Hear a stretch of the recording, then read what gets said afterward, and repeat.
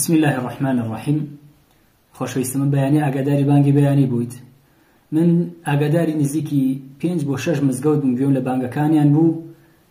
چەندین بانگ بێژی حرەمی مەکە و مەدینە و محەممەد سەدیق مانشاوی و زۆربیان لە شاری سلێمانی و شارەکانی کوردستان ئەمڕۆکە مشارەکەی بانگی بەیانیان کرد. ئایا ئێمە ئومەتێکی خەوتوین یاخود بانگ بێژەکانمان و وەکو محەممەد سەدیق مانشاوی کە لە ساڵی 1965 وفاتی کرد و زیندوو بۆتەوە؟ هۆکارەکە چییە کە بەڕاستی ئێستا بانگ بێژی ئەکرێت بە مسەجل بە تۆماری دەنگی؟ هۆکارەکەی ئێمەین لە کەم و کورتی ئێمەیە یاخود هۆکارەکەی بۆ شتێکی کە ئەگەڕێتەوە؟ ئێمەی بانگ بێژ نابێت ئاگاداری ئەو بابەتانە بین کە بەم شێوازەی لێ هاتووە کە ئێستا مزگەوتەکان بە مسەجل بانگ ئەدرێت.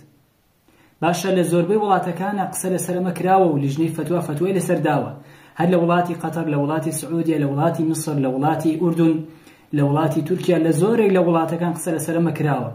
ئایا بە تۆماری دەنگی دروستە بانگدان؟ قسەیەکی زۆری لەسەرە و ئەسەح و تەواوەکەیان بەعام ئەفەرمون نەخێر بە هیچ جۆرێک دروست نییە.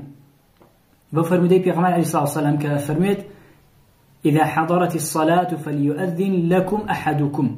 أحدكم یەکێک نییە لەوانە کە بەڕاستی من شاویە کە 56 ساڵە وفاتی کردو ئێستا بانگ بێژی بکات، یاخود عەلی مولا کە لە مەکەیە 50 ساڵە بانگ بێژی حرمی مەکەیە، یاخود سورەیحی کە لە مەدینەیە، یاخود عەفاسی کە لە کوێتە، هەر یەک لە وڵاتی و لە شوێنێک بانگەکانی نەقڵە بێ و ئەوان بانگ بێژی بۆ ئێمەکەین.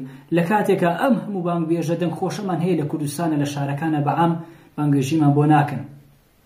ئەی بۆ ئێمەش هەوڵێکی جدی نەدەین بە تەواوەتی بانگ بێژێکی جوان خۆمان فێر ببین، بانگەکان فێر ببین، بانگ بۆ کاتی بانگە جیاوازەکان فێر ببین و هەڵەکانمان ڕاست بکەین و بین بە بانگ بێژێکی سەرکەوتوو. لەبری ئەوەی ئێمە و دەنگی وڵات بانگ بێژی وڵاتان بەکار بهێنین و لێرە بانگیان لێ بدەین و گوێیان لێ بگرین، با ئەوان گوێ لە بانگەکانی ئێمە بگرن. خۆ هیچمان لەوان کەم نییە. نەتەوەی کورد الحەمدولله لەو شتانەیە زۆر سەرکەوتووە. الحەمدولله ئێمە ئیسی ئەکادیمایەکمان هەیە بە ناوی ئەکادیمیای بیلالی حەبەشی. ئەوەی بابەتێک تایبەت بێ بە بانگ بێژی ئێمە لەویان نەقڵمان کردووە. ئینشاءالله تعالی خۆی لێ بێبەش مەکە. هەم سەنەدی بانگ بێژی ئەدرێ مەرجی هەیە، مەرجەکان چەند شەرتێکمان داناوە بۆ بانگ بێژی. ئاگاداری بەو بیخوێنەرەوە لە تەلیگرام لەگەڵمان بە، ئەتوانین ئینشاءالله تعالی برەوەیەکی باشی پێ بدەین کە خەڵکێکی زۆر استیفادە بکەن، کە بانگ بێژێکی زۆر مزگەوتەکان زیندوو بکەنەوە، کە مسەجل لابرن. بەڕاستی تر کە تۆماری دەنگی کاتی نەماوە، علم پێش کەوتووە، زانست پێش کەوتووە. وەختی خۆیەتی بەڕاستی ئێمەش بە خۆمان هەبچینەوە، یا ئێمە خەبەرمان ببێتەوە یان بانگ بێژەکانمان ئاگادار بین کە مردووە. داواکەم لە خۆی پەروەردگار ئینشاءالله تعالی تاعاتی باتم لای قبول کات. والسلام علیکم ورحمة الله وبركاته.